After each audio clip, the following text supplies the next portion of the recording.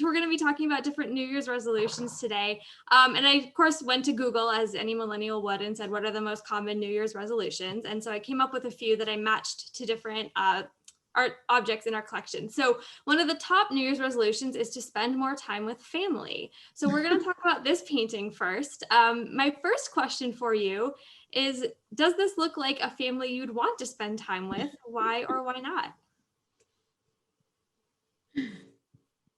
They all look scared of him.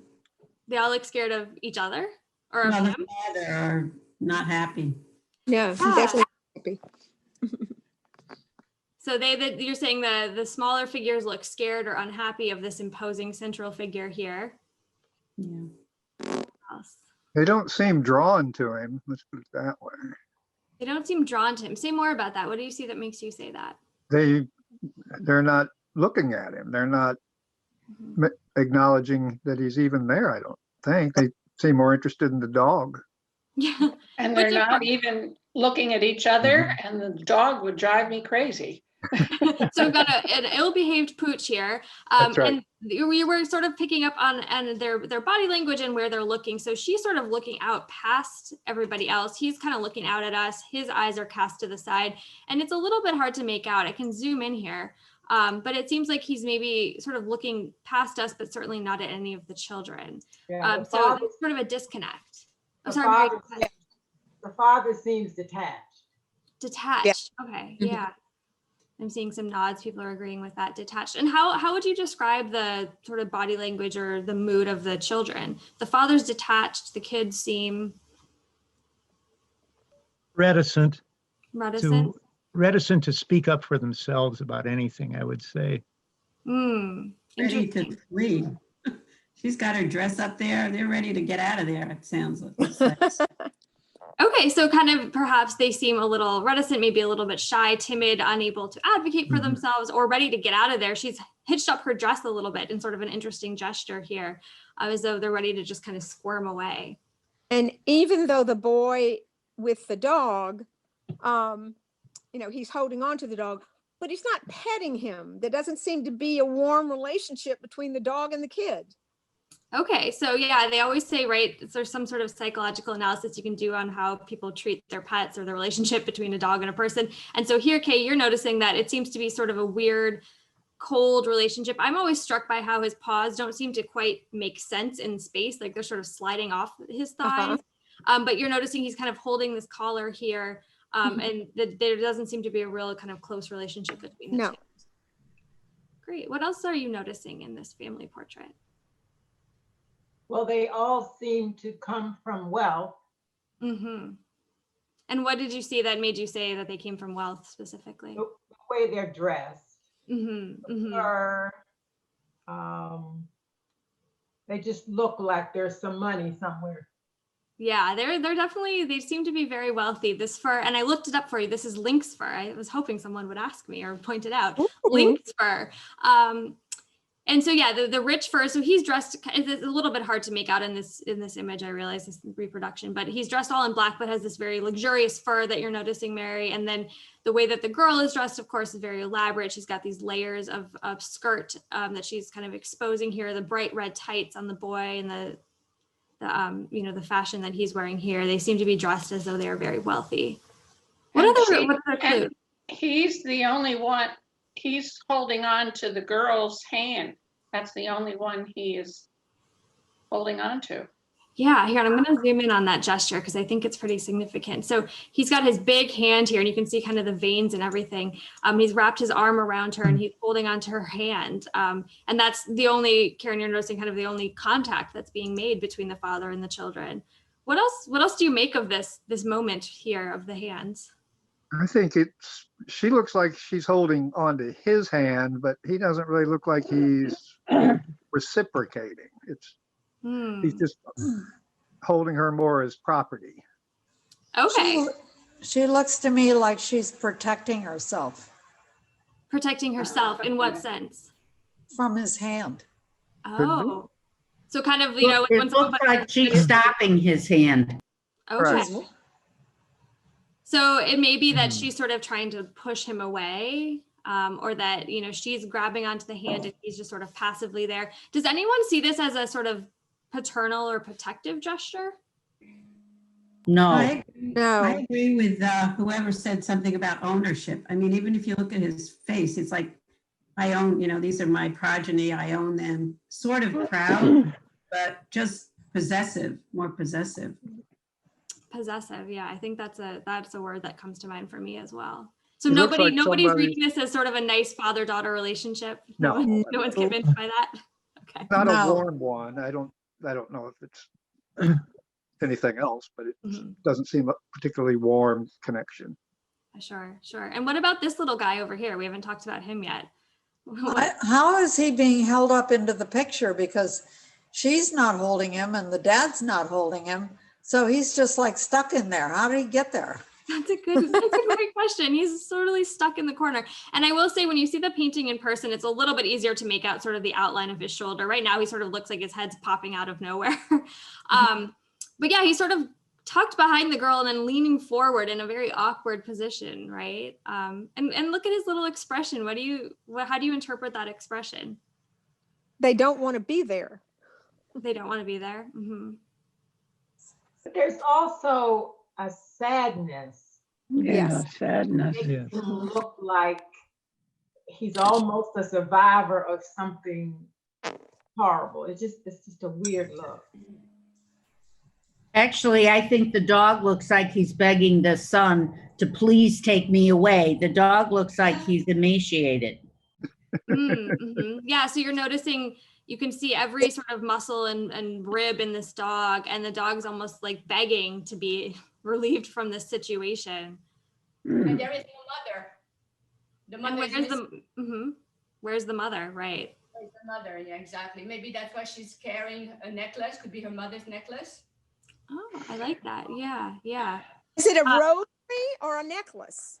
I can't tell. It's meant to be, it's sort of like a ornamental belt that's made of glass beads. This painting was made in Venice, and here I can show you the artist and the date. Made in the Venetian area, and they were known for these sort of glass decorative beads. So it's probably something like that, although it does sort of evoke a rosary or a necklace, piece of adornment or jewelry. Mm-hmm. But yeah, so she's kind of holding that. So she's sort of decorated for us, right? And then I think this palpable absence, to me, the mother would be right here in the painting. Exactly. And we can pretty safely assume that the mother is deceased, because it would be very, very unprecedented for a mother to just sit out the family portrait. Right. So that's probably, that probably explains some of that psychological sadness everyone's been picking up on. Does this have a title, or is it just family? Just family portrait. We have not been able to trace the sitters. We don't know their exact identity. We do have some clues about who they may be. So like I said, we think they were probably Venetian, because both of the artist, Fasolo, was a painter in the Venetian area, but also because the father is dressed in the attire of the Venetian elite. So they would wear black, but then have these very sumptuous furs, and even just the other styles, the glass beads. And we, as I think Mary said, we can tell that they're a wealthy family by the fact that they are dressed in this way. And also this is a sort of a life-size, full-length portrait of the entire family. So that would have been very, very expensive. And at this time, it was pretty rare to have children included in these full-length portraits. So it would have been a significant undertaking.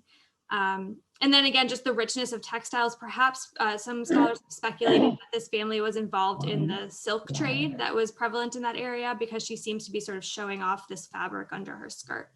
So those are the clues that we do have about this family, but again, we're not exactly sure who they are. Other He thoughts? looks like somebody's about to try and take all those things away from him. So you feel like he has this sense that he's losing something, or He seems very suspicious of the outside world, I would say. Mm-hmm, mm-hmm. So which Yeah, could that's quite an contribute to expression the- on his face there. Right. And I think some of it probably is just, it was a formal portrait occasion. He's not going to just, cut a cheesy smile. But I think there is something in those eyes, to me, that seems very sort of serious and angsty, maybe. Oh, yeah. Mhm. He looks wary of Yeah, whoever. wary is a good word. Mhm. Wary is a good word, very good word.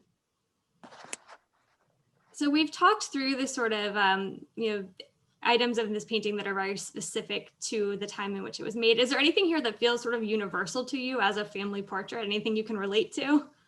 Hopefully not the tension and the palpable sadness, but is there anything that feels kind of relatable in this painting?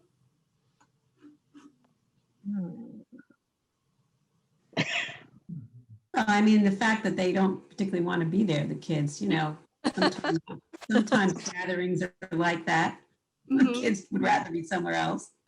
Yeah, totally. The kind of the wiggly kids, the guy, the little one who's popping out, and they'd all seem like they're ready to just take off those restrictive clothes and go play.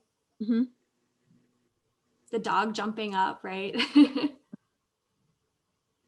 I'm not sure why the older of the two boys is wearing a dagger, but I guess maybe that was common at the time. Yeah. Did everyone notice he's actually got a dagger here? And so that probably would have been like a dagger that you use in fencing, like in parrying, you would take your dagger out. So again, just sort of a sign of a nobleman's pursuit. This is also probably a hunting dog. Someone mentioned it looks emaciated. I think it's meant to just be super muscular and trim. It's a hunting dog, so again, another noble pursuit. So I think all indications are meant to sort of lead us to the conclusion that this young man is the heir to the family, fortune. He is stepping into his role as an adult nobleman with the dagger, the dog. And then this little guy here, if you heard the expression, the heir and the spare, he's the spare.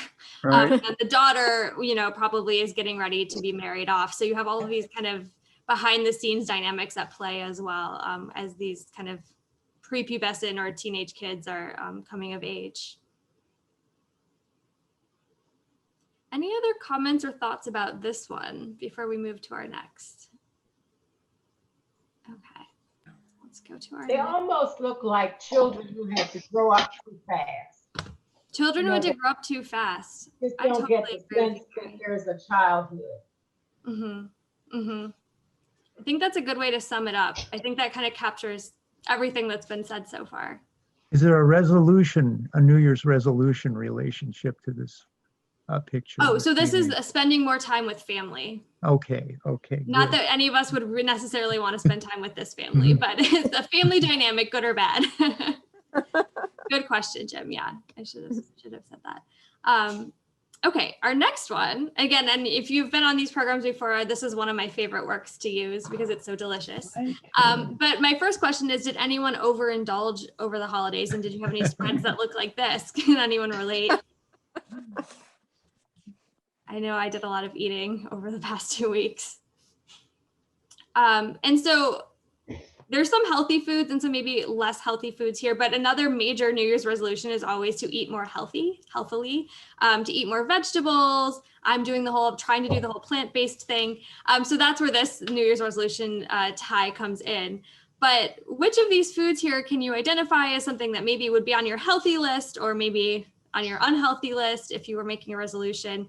There's some interesting items here. And I can zoom in a little bit too, so you can. We'll start here. I only see any Definitely the no grapes. sugar. And I think peaches Oyster. and melon and tomatoes.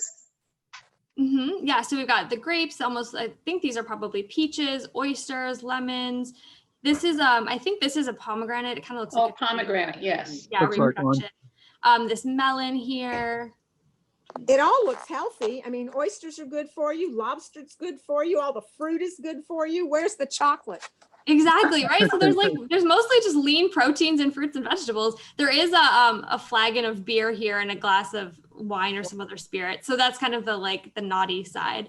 And I guess if you're watching your cholesterol, there's some shrimp. But yeah, overall pretty healthy spread. There's some figs down here and some other fruits. I like the slice of lemon right here. So what else are you noticing in this beautiful still life? Okay, you were saying there's a storm brewing in the background here? Yes. Yeah. And how does that sort of contradict your understanding of this scene or support it? I mean, it's kind of an interesting choice to have this brewing storm with this sumptuous feast. What do you make of that juxtaposition? maybe things aren't going to be so good in the future. Okay, well, here's hoping that it's not true for 2021. But yeah, so, and can you say more about that? What do you mean by that? Well, they look like everything's plentiful. They have evidently all this money, etc., but maybe not forever. Okay, You know, yeah. who knows what's going to happen? Life is very tenuous. Life is very tenuous. I think that's a great way of summing it up. And if you notice too, they've got all of these riches, right? All these foods, but everything's piled very precariously, right? And the tablecloth is sort of slipping. So it's overwhelming sort of luxury and extravagance, but maybe a little precarious. Mm-hmm. All right. So what if we thought about this a little differently? What if we were to say this is a symbol of a new year, that the storm of the old year has passed, and that now we can start to enjoy the bounty and the plentifulness. And it is quite reminiscent, or, you know, it's symbolic of Florida with the beautiful shells, the oysters, the fabulous fresh fruit, and the birds. What Lynn, about I love that? So you're our optimist here. You're giving us an optimistic interpretation. So this is for you, this is a passing storm, not an impending storm. And now we have this moment of calm to enjoy this beautiful, the fruits of life, right? The good life, the fruit, the oysters, the birds, all of that. And Donna, I see that your hand is up. Did you want to add something? Thank you, Laura. I think this could be a wonderful example of vanitas. And if I'm sure most of you are familiar with the term, but I wasn't until I went to a lecture at the Polk Museum on Dutch painting, and it talked about, which many of you have mentioned, how things that may seem wonderful at this moment have a wake-up call. They will not last. The fruit will decay, or the food will spoil. And as someone astutely pointed out, the storm in the back alludes to that around the corner, things may be different from what we have right now. And what a year we just had, and hopefully the year we're in now. So like, there's wonderful themes here, but I loved that term, vanitas. Yeah, Donna, thank you so much for bringing that up. And if you're not as familiar with vanitas, it's a whole genre, especially in Dutch still life painting like this. And very often they'd be even more explicit. There would be a skull sitting on the table along with everything else, or a timepiece, or an hourglass to really drive home the point that time is fleeting. We're all going to die. We don't see any of those really explicit references here. But yeah, there's certainly this sort of underlying current of this is really great now, but it's not going to last. Absolutely. So I'm sorry, I just took us back to the pessimistic interpretation. Lynn, you gotta bring us back to the positive side again. Okay, so the storm is past, it's not impending, and we just caught that beautiful lobster. And it's going to be a fabulous feast, and the birds are chirping in our ears. Okay, there we go. Thank you, Lynn. You're kicking us back off to our more optimistic interpretation. And I wanted to mention these birds. I think you mentioned them as sort of, they remind you of Florida. So this was, I think I showed you, this was a Dutch painting. So these birds would not have been native to the Netherlands. This is a Scarlet Macaw, found primarily in Brazil, in that area. And then up at the top here, it's a little bit hard to make out, but that's an African gray parrot. So the Scarlet Macaw is one of the biggest, I believe the biggest breed of parrot, and obviously very flashy with the bright colored feathers. And then the African gray, from what I read, and if you're a parrot aficionado, you can correct me, but is thought to be sort of the most intelligent of the parrots and the most capable of speech, human mimic speech. So these two really, again, drive home this idea that this is a collection of exotic, extravagant items, both living and non-living, from all over the world. And at this time, the Dutch had this vast maritime trading network. They were growing incredibly wealthy through maritime trade and exchange. And so these would have been items they had gathered from all over the world, brought together in this really sort of overwhelming assemblage of luxury items. Is there anything Laura, else? Yeah, go ahead. On a side note, I just read the other day that some gray parrot had died recently, and it was considered one of the most intelligent parrots they'd ever worked with. And at some point in time, it was looking at itself in a mirror, and it asked its handlers essentially, "What color am I?" Because he didn't know the term gray. Wow. Yeah. Wow. That's So remarkable. it was. I thought it was a very interesting article. That's very interesting. Yeah, maybe sometime for a stunt, we'll get a gray parrot to come and stand in front of this painting and recite facts about it or something. Wouldn't that be good? As long as those kids haven't taught him bad language. Yeah, right. We'll have to keep the kids away for the first part at least. Any other items? I'm sorry. Is that a Down coconut here? Yeah. I think it's like a basket. It looks like it's sort of woven. I can zoom in. So this is like, there's a glass bottle here, and I see it better I now. thought it was meant to be a basket, but it could be some sort of coconut or seed pod. Okay. One item, and if you've heard me talk about this painting before, you may have heard me say this, but I love this moment here where, again, it's a little pixelated, but the artist has captured this beautiful reflection of the oranges and the tray of oysters in this other silver vessel. I mean, the attention to detail and just the fine brushwork in this painting is really, really amazing. So that's a detail if you go visit it in person to make sure you notice. Who goes off and leaves a tray of oysters without eating them? Yeah, right. They all seem to be unslurped here. And we know, right, oysters are not going to stay good for very long. So again, that temporality that we had talked about, certainly. And there's a little bit of, to bring it back to the positive side, I guess, if, oysters were thought to increase libido. So this is sort of a sexual reference as well about kind of indulging in pleasure. So the oysters may have that symbolic meaning as well. So an assemblage of all kinds of good things. One other thing to notice, it's hard to make out in this reproduction, but when you see it in person, there are insects all over, crawling all over this scene. So there's a few here. There's a little moth here. There's some other things crawling, a grasshopper here. So again, this idea that if this has been left unattended, the forces of nature will come and subsume it. The bugs will probably munch away at some of the things as time passes. But also kind of fun that there's these other living elements besides the two parrots. Any other comments or questions about this one before we move to our next one? What is that little bug above the green leaves? It looks like a butterfly with eyes. Let me zoom in. Yeah, I think that the two white things at the top are just decorations on its wings, but they do look like eyes from here. I think here's its little antenna. It's very hard to make out. So cute. Isn't it cute? Yeah. A little element of whimsy in this painting. Yeah. And while I'm zoomed in here, I'll show you. Here's the grasshopper. There's another butterfly down here. They're kind of crawling all over. So this is our resolution to eat more vegetables and eat more healthy foods. For the most part, I think this was a pretty good spread to do that. Lots of fruits, lots of fiber. All right, let's move on to our next work.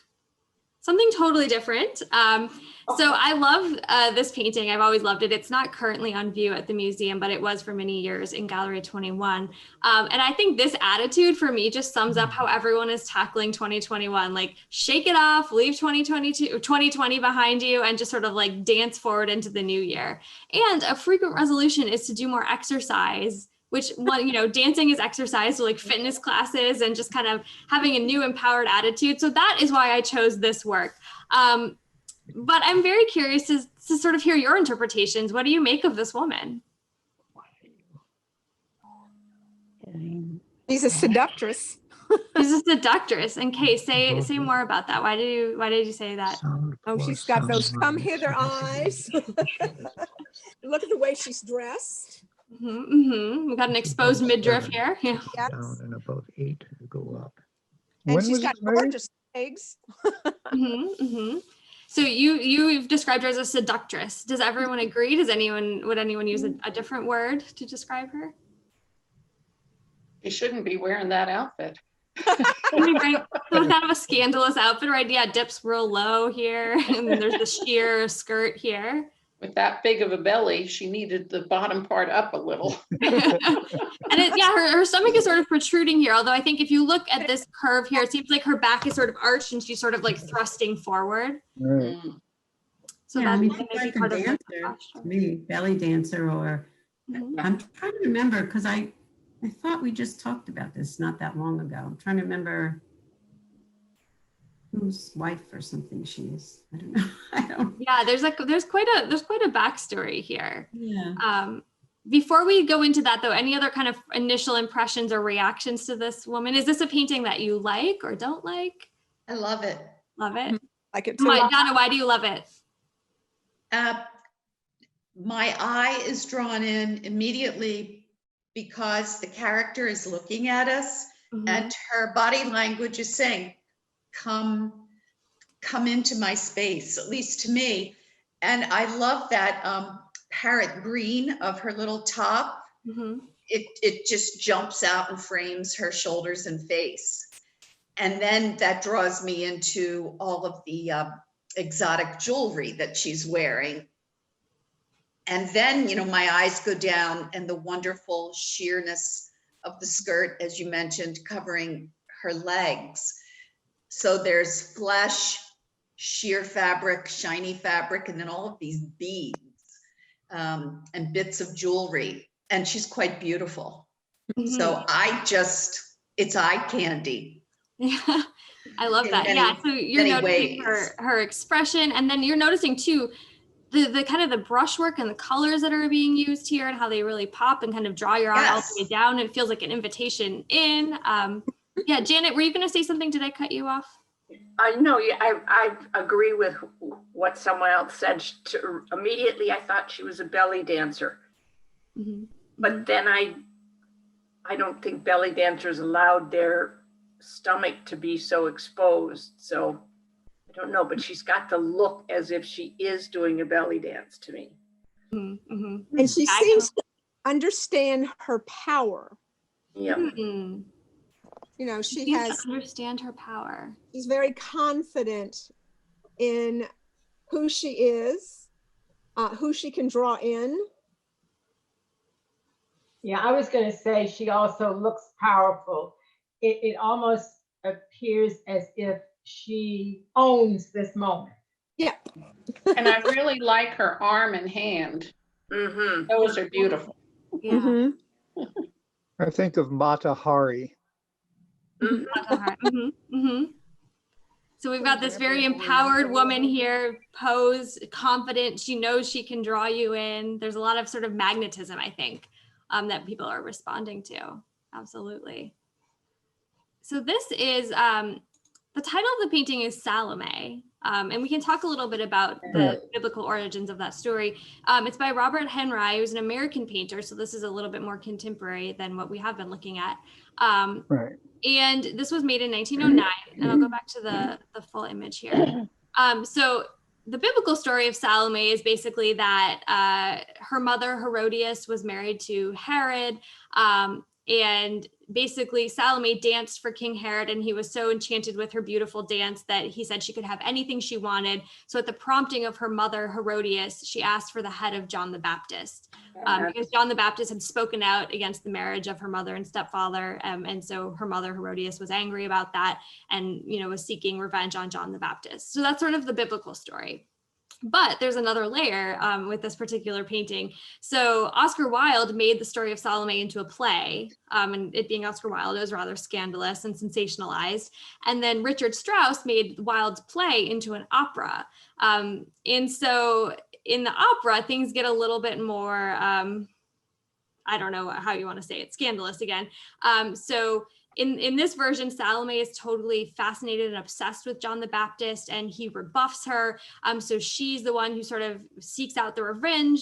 So she seduces King Herod, her stepfather, and dances in this very sort of sexy way, and then insists that he behead John the Baptist. And then ultimately it culminates with her taking the severed head of John the Baptist and sort of kissing it. So you have necrophilia and incest and seduction. And it was so this opera premiered in New York in 1907 and was just totally scandalizing.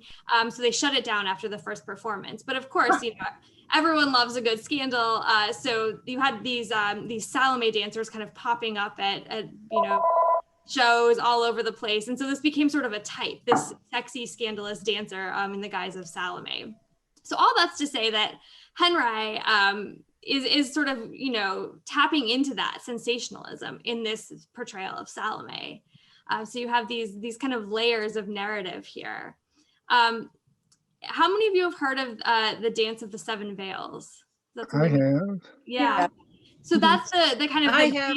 the big dance and musical number in the opera Salome, in which it's ultimately sort of like a striptease, depending on which production you go to. But she's in this frenzied state and she's dancing and she's taking off all of her layers. And this is sort of meant to evoke that. And I wanted to play just an excerpt of the music from the opera as you look at this painting, and then I wanted to hear your reactions to that. So if my audio works, I'm gonna just play just a little quick clip here for you. So just take it in, look at Salome, and see if the music changes sort of your initial interpretations.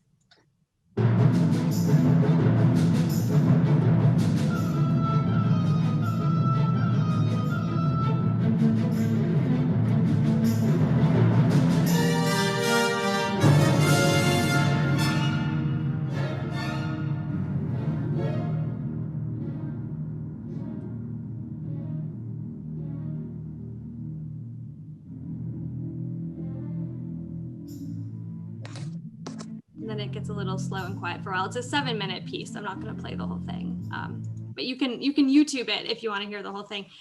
So how did hearing that music change, if it did change your interpretation or your reaction to this image? It made me think now that she's more cunning than I thought at first after hearing the music. I totally agree, Mary. I felt more scared looking at it when I heard the music. And before I was like, oh, she's just a strong lady. She's confident. And then I was like, oh, she might kill me. Danger. Danger. Yeah. Any other reactions? Not to the music, but what's down by her feet? It looks like there's something down here. Yes. Is that this just is part sort of her? The edge of her skirt? Yeah, there's little like red and yellow beading or decorative elements. Because that's what I'm seeing is the little red highlights of something. Yeah, yeah. And that's sort of a hallmark of, oh, sorry, go ahead. It almost looks like Christmas lights. It kind of does, yeah. Well, you know, those holiday sweaters you can plug in the Christmas lights. Yeah, she's got the little lines down below. But the sort of blurred or ambiguous nature of this, I think, is very much a hallmark of Henry's style. He was one of the founding members of the Ashcan school. So you notice like how her foot is just sort of a couple of strokes of paint here. And it's very kind of brushy and immediate and kind of emerging from the darkness. And it's interesting. I wanted to share a quote with you. Robert Henry and the Ashcan artists really identified with this credo of art for life's sake instead of art for art's sake. And I'm wondering if that resonates with you as you look at this painting, or what that even means to you to say that, you know, we're all about art for life's sake as opposed to art for art's sake. Do you see that reflected in this image? I don't quite get what it means. I wasn't sure either. I was hoping you guys could help me puzzle through it. Oops, sorry, wrong way. Well, I mean, there's action here. I mean, there was action there. It's like a vibrant person. Yeah, it kind of looks like there's a light shining on her because of the light marks on her thigh. Mm-hmm. So it looks like it could be either down lighting, you know, or lighting coming from someplace onto her. You see? I think that's absolutely right. And it feels theatrical, right? I mean, it feels like a staged production. And to respond to the previous comment too, I think there is this sort of vitality here that feels kind of more immediate maybe than decorative. I tend to think of when people say art for art's sake, sort of things that look nice, things that are aesthetically pleasing, but maybe don't have a lot of kind of meat behind them. And this does feel, I think, to me, a little bit more gritty and sort of in your face. But again, I'm not entirely sure that's what he was. The two things that stand out to me are the way she's holding her hand, you know, has to be like a dance move, coupled with the leg extension and kind of the arch back. I mean, you don't walk like that, right? So this is like preparing for a dance move. And then how pink her cheeks are, looks like she's been energetic. Like this might be a pose toward the end of the dance. You see, because she's expended energy. Oh, I like that. Yeah, now that I'm looking too, like her earlobes are kind of burning red as well. There's that flushed nature to her. So she's definitely posed and performing, and maybe at the end of a performance. I think that's a really great Think of point. the music. That's what I was thinking. When you think about the music and you think how flushed she is, certainly she was pretty energetic. I think she could be in the process of dancing. And they just caught this, you know, they had to catch it. But I think it's really in the process of dancing, not a still life, not a posed thing, but action going on here. I It think might explain her tummy that way. She's breathing heavy from performing, so she's really breathing with all of her stomach and abdomen. She's not leaning on anything, is she? I mean, there's nothing under that hand. No, I think it's all just the kind of the black background. So she's holding it in that way. When you said art for life's sake, my mind went to, is this a teachable moment, or am I supposed to get something from this to help me through life? And I thought of the saying that all that glitters is not gold. That's very astute, Mary. All that glitters is not gold. I like that. Yeah.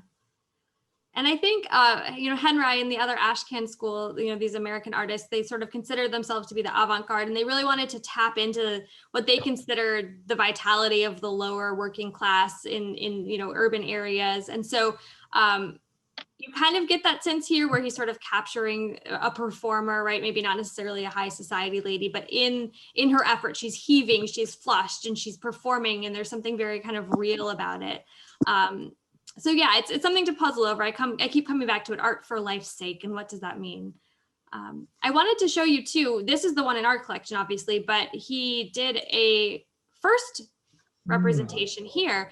And this is in another collection in the Northeast, but this is his first attempt. And I'm curious what you make of that and which of the two you prefer and why.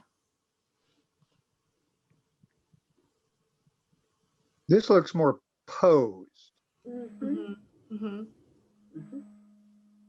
Yeah, it feels a lot more still. I like seeing her eyes too. You like seeing her eyes? In the other one. Oh, in the other one. Yeah. I like best. Okay, which one? You like ours best? Ours best. Oh, good. Deerfield. Okay. Does anyone prefer this first image that he did? No. I mean, I like them both, but I don't have a preference, except maybe the other one is more real. I mean, seems. There's not as much movement in this one. Right. Yeah. Maybe see them in sequence. Think of them as in sequence. She's not wearing the necklaces. Yeah, she has less sort of adornment here, but she is holding the veils, right? Right. So let's do that. Let's see them in sequence. So here's the first one he painted, and he did them both in the same year. So this one, and then his second one that he comes up with is this one.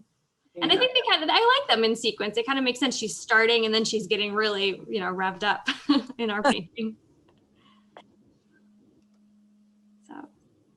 Okay, so again, this is my, do I have another image here? Yeah. So this is our attitude, everyone, as we leave 2020 behind, we're gonna just, you know, pounce our way into 2021. That's the resolution, is to shake it off, do some dancing, and a whole new attitude, new year. Any last comments or questions about this one before we move on to our last work? I have a question. Yes. You said this is not this year, right? So might it go on at some point this year? This work go on view? Yeah. I don't think so. I don't think there are plans to bring it back on view for the near future. Because it's sort of outside the realm of what the rest of the collection is, which is more kind of European old masters or like, you know, 19th century works. This one doesn't really have a place currently with the current reinstallation plan. So no plans, but you can always visit it digitally on eMuseum. I wish I could say it was coming out, but if it does, we'll make sure we let everybody know. Yeah, thank you. All right. So for our last work, we're going to get even more contemporary. We're going to come right into present day. And this is a photograph. If you had a chance to see the exhibition Being Seen, it was an exhibition of photography by women or non-binary artists. This was featured. It's a really wonderful photograph. And it's by an artist named India Beale. And she is a Black woman who uses her art and her projects to really explore the experience of other Black women in the corporate world. So she's really thinking about how race and gender intersect and really exploring that. So before I dive in, if there was anyone who is a woman of color on this call, I would like to give them the platform first to respond to this image before we all start sharing our interpretations. So I just want to pause if anyone wants to kind of speak to your initial reactions of this image. And if not, we'll just jump into the group's interpretation. Well, I'm a person of color. Well, Mary, if you want to respond, I want to give you the floor. But I'm seeing it for the first time, and I'm trying to put it in some kind of context, and I'm struggling. Mm-hmm. Of course, you're attracted to the hair, mm-hmm. But I'm not sure what the setting is. I mean, is it in some kind of context with her other work, or? Yeah, so let me provide a little bit of that context. So this is a false backdrop here. Right. So you kind of notice it's a reproduction.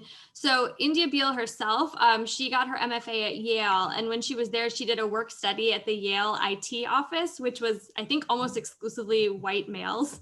And she was the sole woman and the sole woman of color. So this is an actual shot of her offices in that space, this sort of corporate environment. So what she does in this project is she takes this backdrop and then she goes into the homes of young African-American women and sort of have them pose in front of this backdrop, but in the setting of their own home. So she's blending this sort of domestic setting with the very corporate, rigid setting. So that's what you're seeing. And it's a little bit hard to make out, but you'll see the same backdrop in all of the images in this series. So that's a little bit of the context here about how she set it. So any other kind of reactions or, what strikes you about this portrait? We just talked a little bit about the setting, but what do you make of the sitters? What's your initial reaction to this?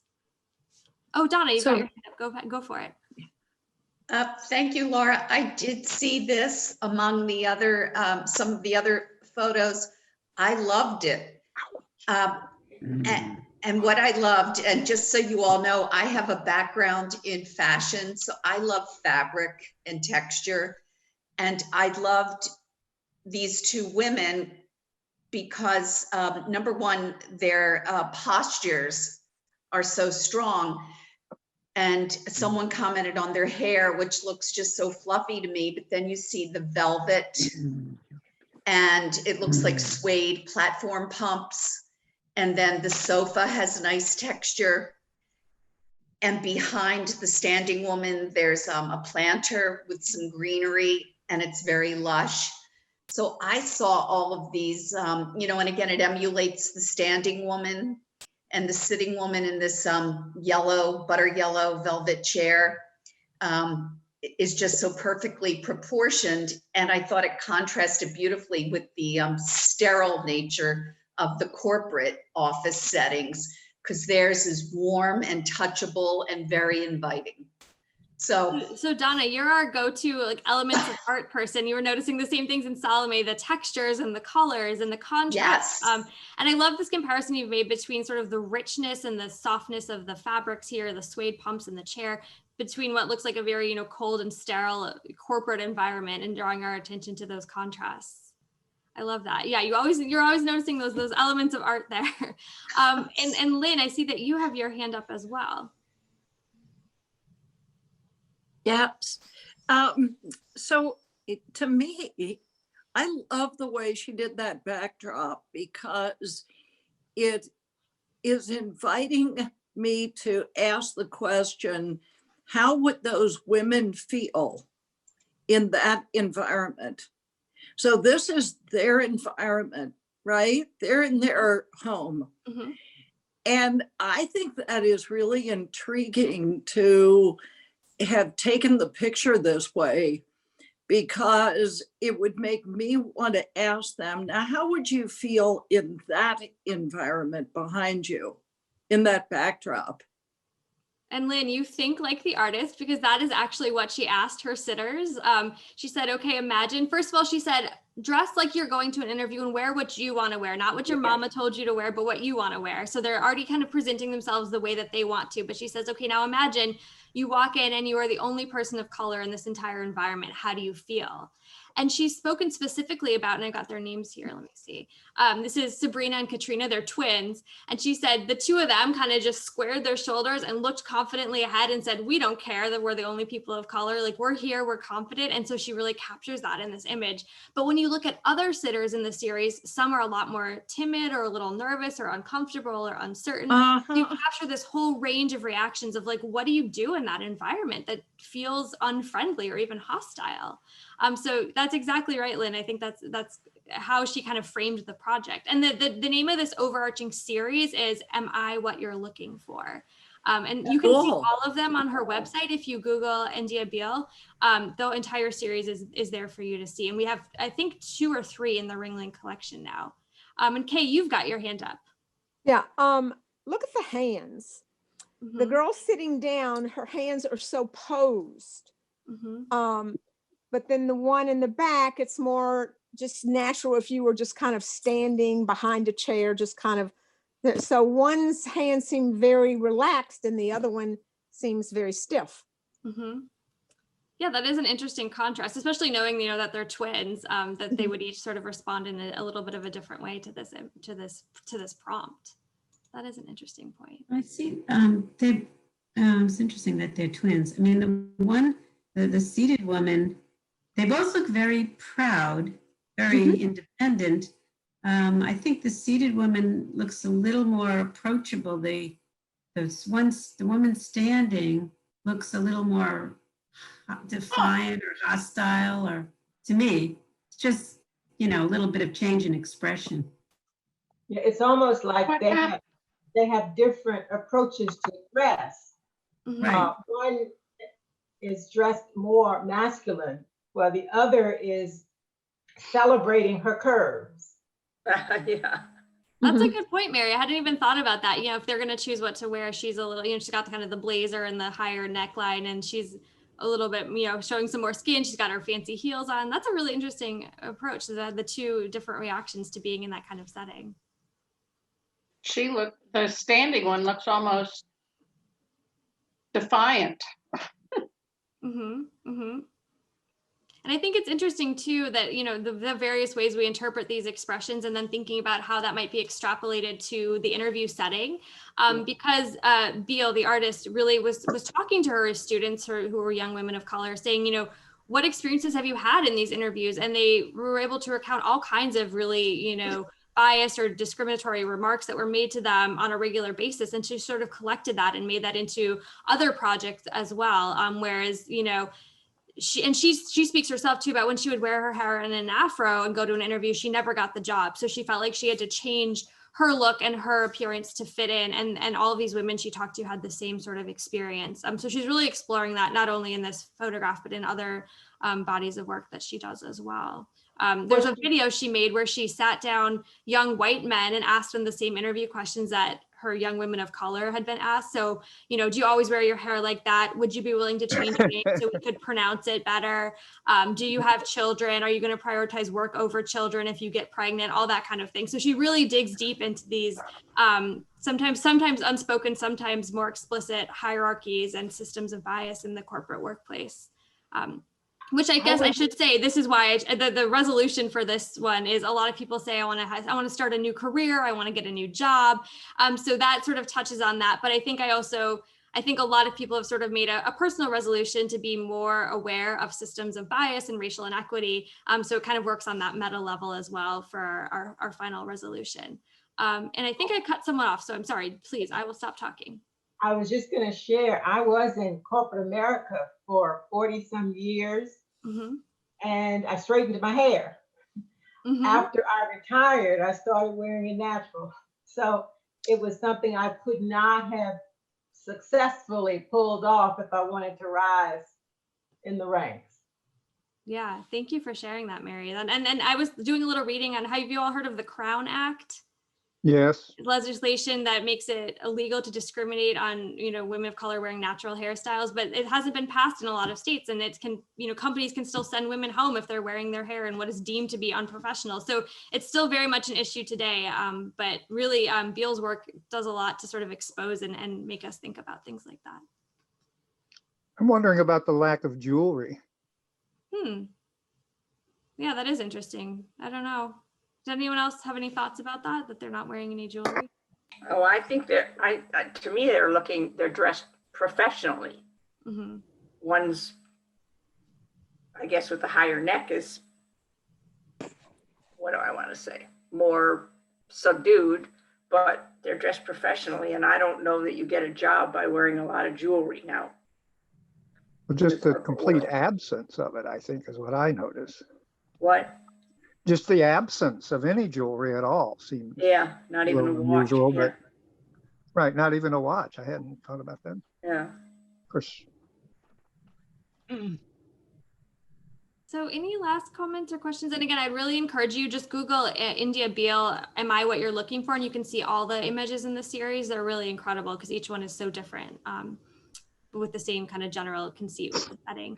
So I think we're almost right at 2 o'clock. If anyone has any last comments or questions, generally I'm happy to stay on. But if not, cheers to 2021. We made it. Happy New Year. And yeah, Happy New Year. Hopefully this will be a Yay, Happy New Year. Happy New Year. Happy New Year.